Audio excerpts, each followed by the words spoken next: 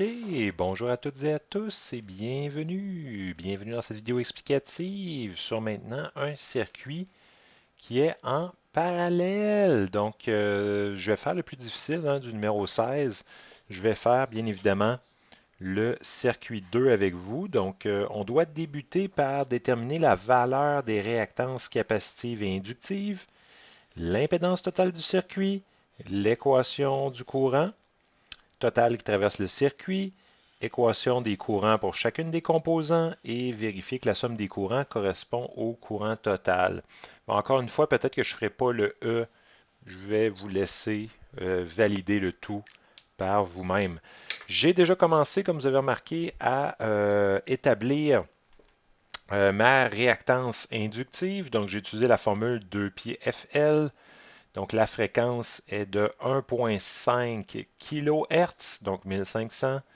Pour ce qui est de la valeur de ma bobine, c'est 42 millihenry, donc 10-3. Ça m'a donné 395,84 que j'ai stocké en A. Et j'ai fait la même chose pour la réactance capacitive, donc le XC 1 sur 2 PFC. J'ai entré toutes mes données et j'ai obtenu 1768,38 ohms que j'ai stocké en B. Donc, je vous laisse le soin de vérifier que ces chiffres-là sont bons. Ensuite, ce que j'ai fait, c'est que j'ai écrit mon ZC sous forme polaire et sous forme rectangulaire, mon ZL sous forme polaire et rectangulaire, et mon ZR sous forme polaire et rectangulaire. Je vous rappelle que les condensateurs ont un déphasage de moins 90. Donc, c'est B. B, c'est quoi? C'est sa réactance capacitive, angle moins 90. A, réactance inductive, angle 90. 900 qui est la valeur de la résistance, angle 0 degré. Donc ça fait 900, seulement une partie réelle pour la résistance. AJ imaginaire pour la bobine et moins BJ pour le condensateur. Et là, qu'est-ce qu'il faut qu'on fasse? Une fois qu'on a fait tout ça, ben, on doit en B déterminer l'impédance totale du circuit. Donc, c'est ce qu'on va faire juste en dessous ici. Donc, une fois qu'on a le moins BJ, le AJ et le 900, on doit s'en servir pour déterminer l'impédance totale. Donc, pour ce qui est de l'impédance totale, je vais me prendre une deuxième feuille, voilà, et je vais vous la faire juste ici au niveau du B. Donc là, maintenant qu'on est en parallèle, ben, on doit utiliser la formule de 1 sur ZT qui va être égal à 1 sur ZR plus 1 sur ZC plus 1 sur ZL. Donc là, malheureusement, on doit additionner les trois composantes, 1 sur chacune. Donc ça va être égal à quoi? Ben, ça va être égal à 1 sur 900 plus 1 sur moins BJ plus 1 sur AJ, malheureusement. Donc, il va falloir mettre tout d'abord toutes les données sur un dénominateur qui va être commun. Donc, comment est-ce qu'on va faire ça? Bien, on va devoir effectuer une multiplication. Et là, comme ici les données sont en AJ, en BJ, en 900, je vais plutôt travailler avec cette version-là de la formule pour simplifier les calculs. Donc, je vais travailler en version 1 sur ZR plus 1 sur ZC pour bien vous montrer l'ensemble des calculs, plus 1 sur ZL. Et ensuite, on remplacera le ZR par 900, le ZC par moins BJ et le ZL par AJ, ici. On remplacera par ces versions-là. Donc, je ne vais pas travailler comme ça. Je vais plutôt travailler comme ça d'abord. Et là, pour mettre sur le même dénominateur, ben, on n'aura pas le choix de choisir ZR, ZC, ZL comme dénominateur commun. Donc, je n'aurai pas le choix de multiplier lui par ZC fois ZL et de multiplier lui par ZC fois ZL. Même chose ici, je vais multiplier par ZR fois ZL. Je vais multiplier par ZR fois ZL. Donc, je n'ai pas le choix. Mon dénominateur commun, ça va être ZR, ZC, ZL. ZR, ZC, ZL. Et il manque juste le dernier. Ça va être ZR, ZC et ZR, ZC. Donc, si on combine tout ça, ben, qu'est-ce qu'on va avoir? On va avoir ZCZL, ZCZL plus ZRZL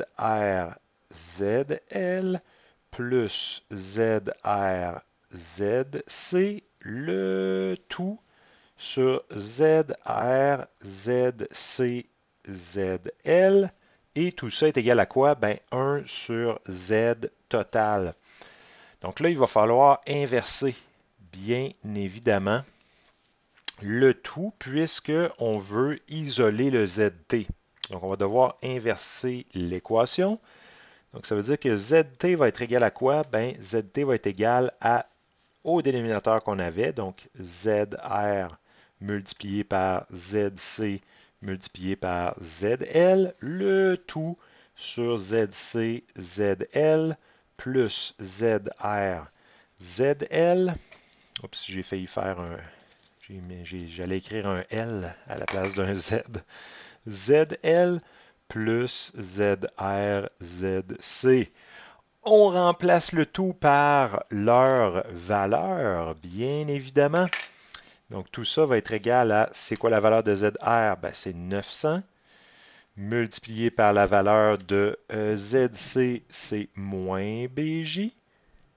Multiplié par la valeur de ZL, qui est AJ.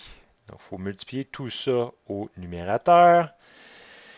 Et on va diviser par quoi? Ben, on va devoir diviser par ZC fois ZL, donc moins BJ fois AJ, moins BJ fois AJ, plus 900 fois ZL qui est AJ, plus 900 fois moins BJ.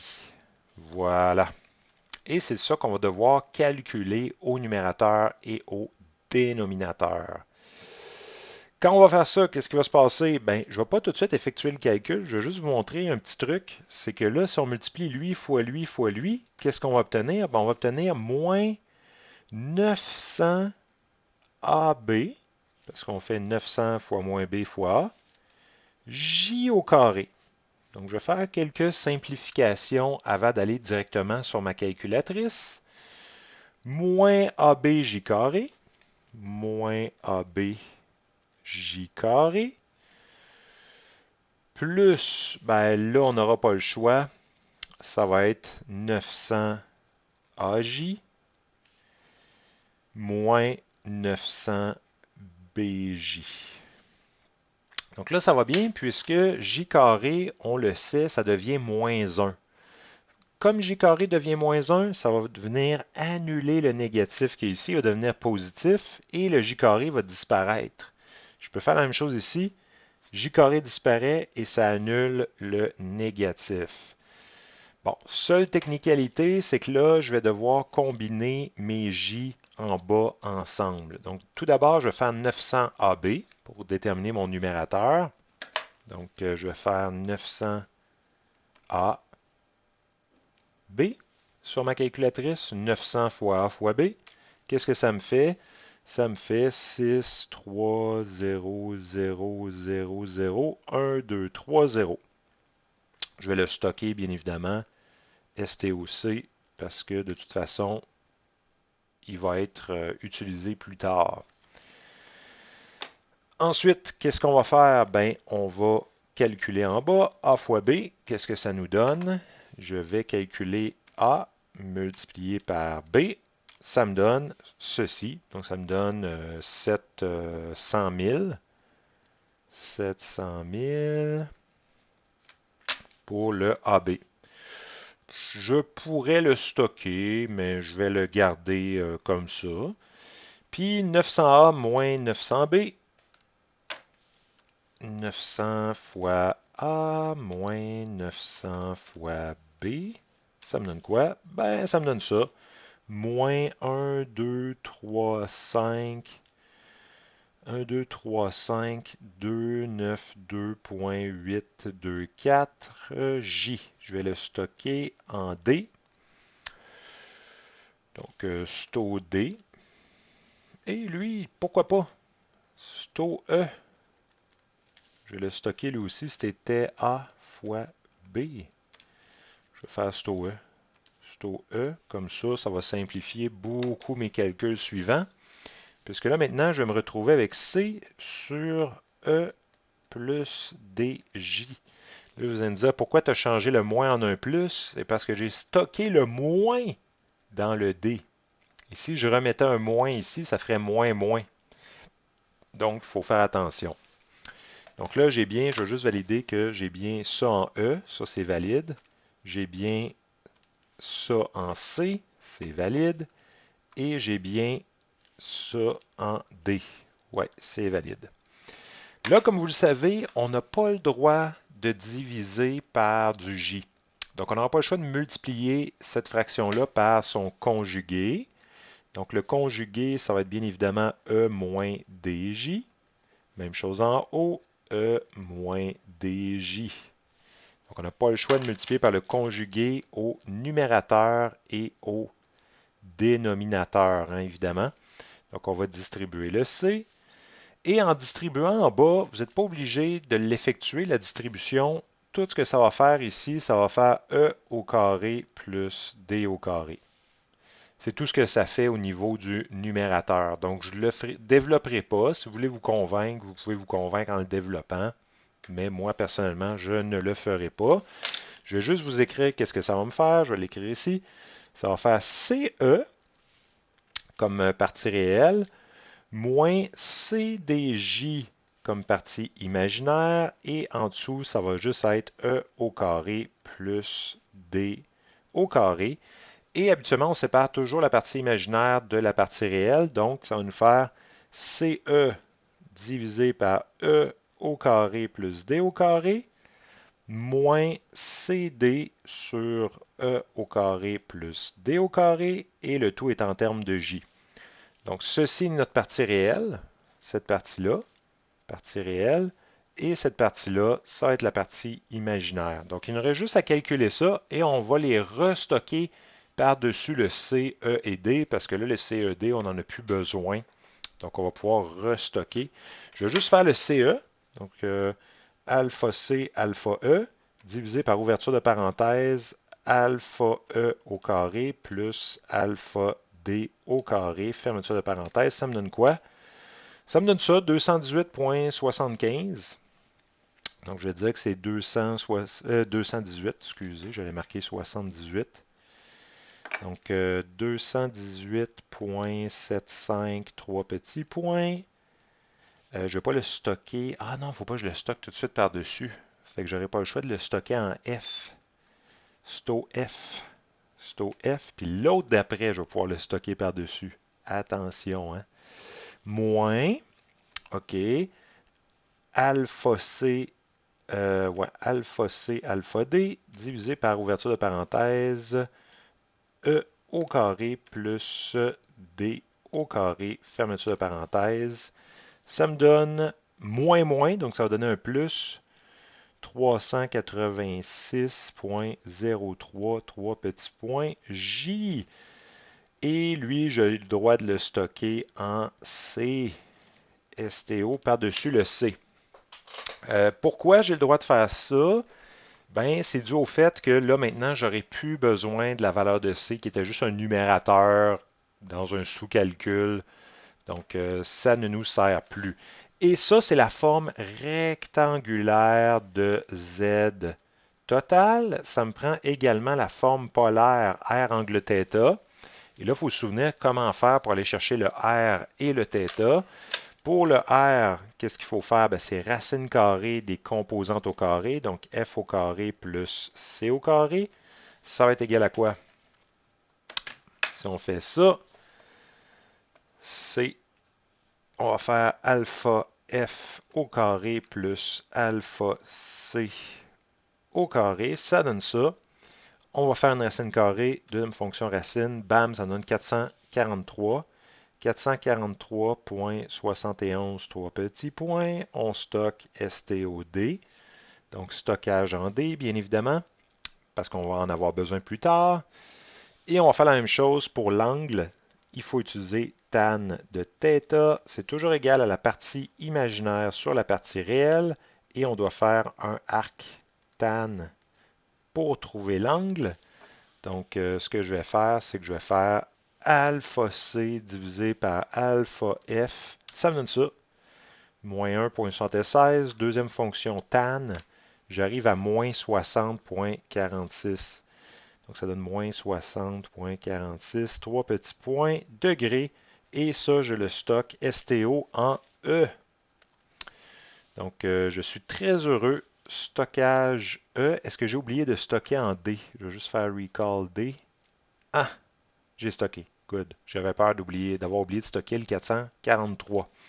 Donc, je peux dire que ma version polaire de mon ZT est juste D angle E degré. Donc, c'est ça, ma version polaire. Donc, polaire. Et j'ai la version rectangulaire. La version rectangulaire ne nous resservira plus vraiment pour le ZT. Donc, vous auriez le droit de réécrire par-dessus F et C également, puisqu'on ne va pas s'en resservir vraiment. Bon, prochaine étape, qu'est-ce qu'on nous demande? Bien, une fois qu'on a l'impédance totale du circuit, on peut trouver le courant total dans le circuit. Donc, c'est ce que je vais faire avec vous. Donc, je vais me prendre une autre feuille, puis on va faire ça ensemble.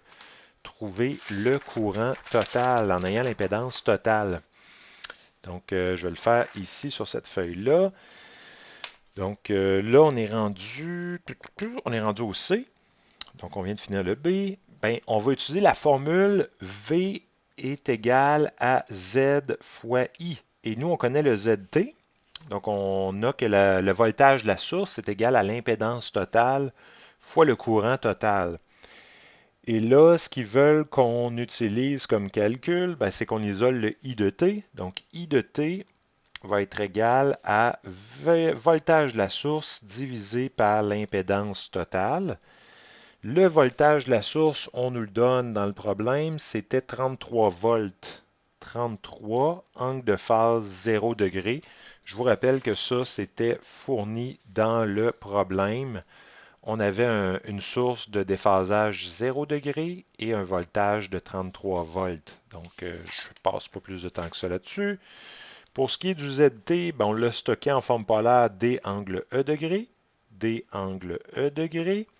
On sait que quand on a une division à faire, on doit soustraire les angles et diviser les modules. Donc, qu'est-ce que ça va nous faire? Ben, si on fait 33 divisé par D, 33 divisé par la valeur qu'on a en D, qu'est-ce que ça nous donne? Ça nous donne 0.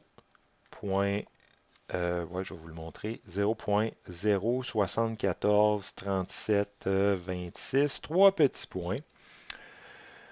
Ouais, c'est bon. Et que je vais stocker. Hein. J'ai failli oublier mentalement de stocker. Là, le F ne me sert plus à rien. Fait que je vais stocker en F. Sto F. Donc, j'écrase le F que j'avais, qui était pour la forme rectangulaire de ZT, mais ça ne me sert plus à rien. Angle de combien? De moins E degré. Pourquoi? Parce qu'on fait 0 moins E, ce qui nous fait moins E degré. Donc, on a la forme polaire de notre IT.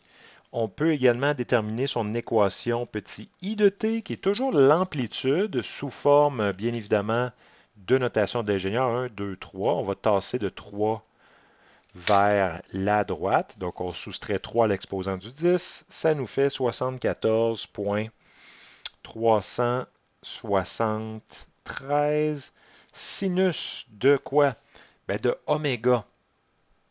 Oméga qui est la vitesse angulaire. Hein?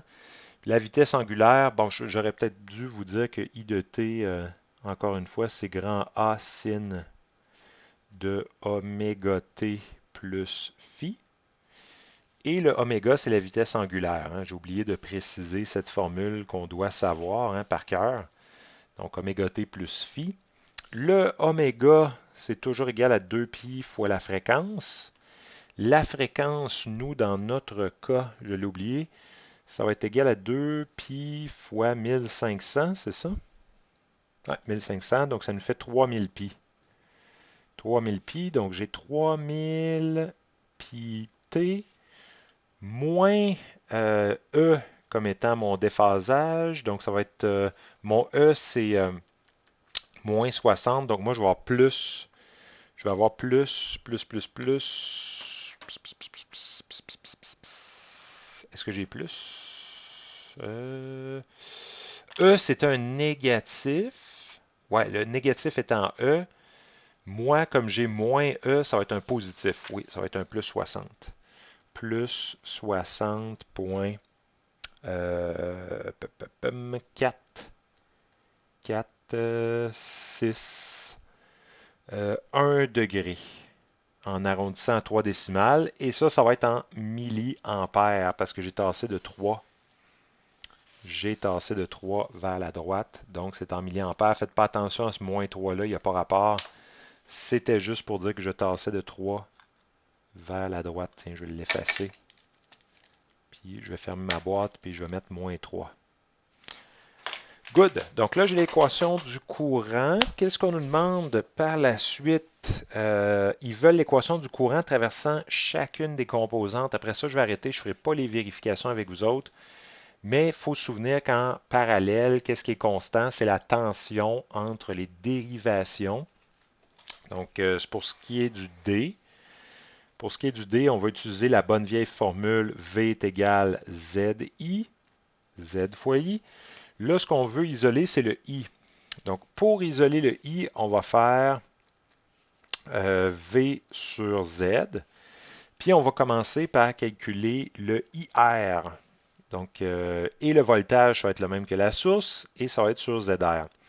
Donc, le voltage de la source, c'est 33.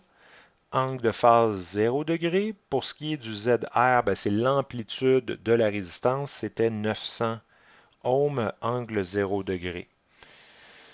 Donc, une résistance, ça a toujours un déphasage de 0 degré. Module 900, parce que c'est une résistance de 900 ohms. 33, c'est le voltage de la source. Je peux vous montrer le circuit d'origine, là, juste pour vous montrer. 33 volts et le 900 était ici. Donc, on peut aller chercher le IR. Donc, IR, ça va juste être 33 divisé par 900. 33 divisé par 900. On va avoir 0.0366663 3 petits points que je vais stocker STOX. Et quand on soustrait les angles, ben, on a encore 0 degré comme déphasage. Je vous rappelle que quand on divise les modules et on soustrait les angles. Donc, ça, c'est fait pour le IR. On peut même calculer, on peut même afficher sa formule sous forme sinusoïdale. Ça va être, si on tasse de 3, 1, 2, 3, ça va être 36.667 sinus de oméga qui est 3000 pi t plus phi, donc plus 0 degré. Et ça, c'est en milliampères. Donc, c'est comme ça que ça se passe. Et ça, c'est environ. Hein. J'ai oublié de le mettre tout à l'heure, mais c'est un environ égal aussi parce que j'avais arrondi à 3 décimales. On peut faire la même chose pour le IL qui va être égal à VS sur ZL. VS, c'est encore 33, déphasage 0 degré. Le ZL, il faut se souvenir qu'on avait stocké, en fait, son XL en A. J'espère que je n'ai pas réécrit par-dessus. Sinon, je le restockerai. Je vais aller valider. Je pense que oui. Recall A. 395, c'est bon. C'est la valeur de sa réactance inductive. Donc, lui, on se souvient que c'était un A angle, vu que c'est une bobine 90 degrés. D'où ça vient? Ben, ça vient du début du problème. Hein? Je l'avais mis ici. ZL était A angle 90 degrés. Donc, c'est toujours son XL. Hein? Je vous rappelle que le A, c'était égal à XL, qui est égal à 2pi FL, qui est en fait la réactance inductive. Puis, je vous rappelle que le B, c'est égal au XC, qui est égal à 1 sur 2pi FC, qui est la réactance capacitive du condensateur. Donc, c'est pour ça qu'on a ça. Puis, on doit diviser le 33 par A. Donc, est-ce que j'ai bien stocké en X? Là, j'ai comme un doute. Je n'ai pas stocké en X. Bon, c'est pas très grave. Je vous fais confiance pour stocker ça en X. Pour ma part, je ne vais pas le faire. 33 divisé par A. Donc, je vais le faire ici. 33 divisé par recall A. Ça va me donner 0.083366873 3 petits points. Angle de moins 90 degrés. 0 moins 90, ça fait moins 90. Et celui-là, vous pouvez le stocker STOY, bien évidemment, et écrire que petit i de L de t, ça va être environ égal 1, 2, 3. Ça va être 83,367 sinus de 3000 pi t moins 90 degrés qui est son déphasage, et ça c'est en milliampères. Donc là, j'ai mon IR, j'ai mon IL. Je vais aller chercher le IC qui va être encore une fois VS sur ZC. Ça va me donner quoi? 33. J'ai marqué 30. C'est 33. 33 angle 0 degré divisé par ZC qui est B angle moins 90 degrés. Comme j'ai dit tout à l'heure, hein, bien évidemment, le ZC de B angle moins 90 degrés, comme j'ai expliqué au début, réactance capacitive qui est de B. Ça va me donner quoi? Il faut que je divise mon 33 par B. Donc, je vais diviser 33 divisé par B. Est-ce que c'est la bonne valeur? Oui, c'est la bonne valeur. Ça me donne 0.01866,106, angle de phase 90 degrés. Donc, on va tasser de 3, 1, 2, 3, encore une fois, puis on va dire que petit i de C de T est environ égal à 18,661 sinus de 3000 pi t plus 90 degrés, et ceci est mesuré en milliampères. Donc voilà, ça fait le tour pour ce qui est des trois équations. Pour ce qui est du IC, on a 18,661, sin de 3000 pi t plus 90 mA. On a la même chose, on a le courant pour le IL et on a le courant pour le IR en fonction sinusoïdale. Je vous laisse vérifier que ça donne bien la bonne somme pour le courant total.